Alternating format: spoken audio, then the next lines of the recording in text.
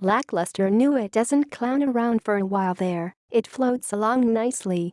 Adapted from Stephen King's famously elephantine blockbuster, which pits a group of awkward Maine teens against a shape-shifting monster, the first stretch of this town and clown horror thriller makes for appropriately goony fun. That's partly because, for viewers of a certain age, ahem, it functions as an effective big-screen time machine, unlike King's book, which was adapted in the early 1990s as a hokey, if sincere, TV miniseries. This big-screen version takes place in the summer of 1989, a period of ample pop pleasures, Lethal Weapon 2, New Kids on the Block, and zero bike helmet laws.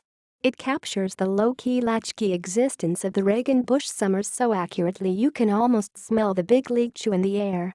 But the kiddos in it don't have much time to enjoy their adolescent freedom, as they're facing a very grown-up terror in Pennywise, Bill Skarsgård, a balloon-toting clown with a malleable maw featuring rows of quill-like sharp teeth and a wild and wildly receding hairline that even Nicolas Cage would deem a bit much.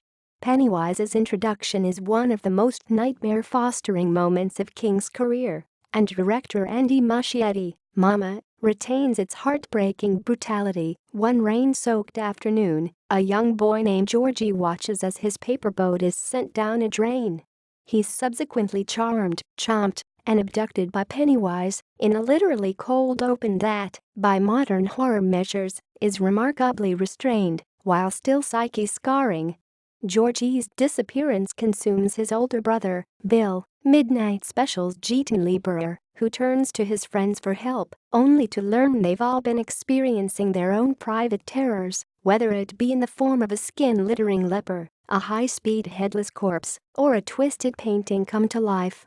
Muschietti stages these scenes with a patient, take-it-all-in visual sense, as well as a keen grasp of nightmare logic. In one of the kids' visions, Pennywise twists on a meat hook in the dark distance, his eyes glowing menacingly. They could run to their folks, but, rather conveniently, the adults of it are mostly total creeps, none of whom seem to care much about the alarming number of children vanishing from their town. Maybe that's just sloppy storytelling. Or maybe that bard named Will was right, parents just don't understand. The thrills of it lie in these early, almost flirting terrors, which unite both the kids, who dub themselves the Losers Club, and the audience in the terrifying possibility of what greater horrors await.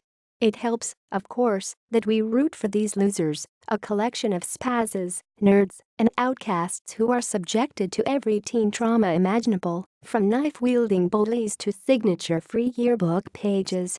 The film's most touching moment is also its nastiest, after the group's lone teen girl, Beverly, Sophia Lillis, is doused with gallons upon gallons of sink-borne blood. A Carrie-echoing, gross-out moment with little metaphorical wiggle room. The rest of the kids show up to help her mop up the mess. It makes for an admirably on-the-nose 80s movie montage, complete with a Cure song in the background.